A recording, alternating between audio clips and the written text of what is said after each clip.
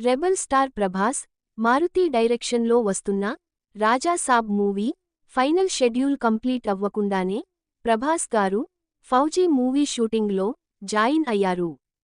ఈ మూవీ కోసం ఏకంగా 20 రోజులు డేట్స్ అయితే కేటాయించాడు.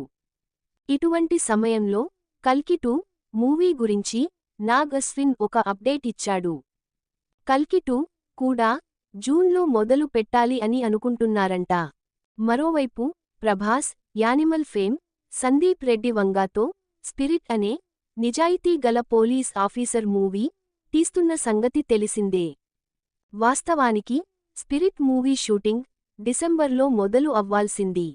కానీ ప్రభాస్ హను రాఘవపూడితో తీస్తున్న ఫౌజీ మూవీ కోసం జూన్ దాకా వెయిట్ చేయాల్సి వచ్చింది అంట. సరే, డిసెంబర్లో స్పిరిట్ మూవీ షూట్ స్టార్ట్ చేద్దాం అనుకుంటే ఫౌజీ అడ్డు వచ్చింది. ఇప్పుడు జూన్లో అయినా మొదలు పెడదాం అనుకుంటే మళ్లీ కల్కి 2 రూపంలో అడ్డంకు ఏర్పడింది సందీప్ రెడ్డి వంగాకు. కల్కి 2 మూవీని కూడా నాగ్ అశ్విన్ గారు జూన్లోనే షూటింగ్ మొదలు పెట్టాలి అని అనుకుంటున్నారంట.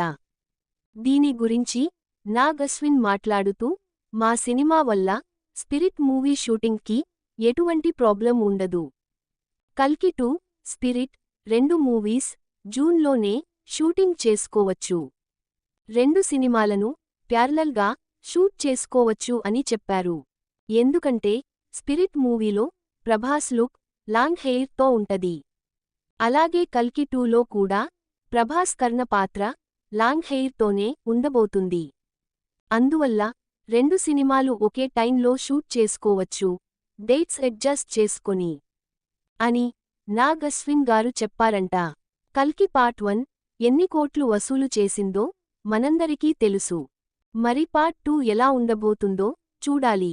కల్కి పార్ట్ 2లో కృష్ణుడు గెటప్లో మన మహేష్ బాబు గారు కనిపించబోతున్నారని మనకి తెలుసు. మహేష్ బాబు గారి క్రేజ్ ఈ మూవీకి ఏ విధంగా ప్లస్ అవుతుందో చూద్దాం. ఈ సంగతి తెలుసుకున్న ప్రభాస్ ఫ్యాన్స్ పండగ చేసుకుంటున్నారు. ఎందుకంటే ప్రభాస్ లాంటి ప్యాన్ ఇండియా స్టార్ నుంచి కనీసం సంవత్సరానికి 2 సినిమాలు అయినా రావాలి.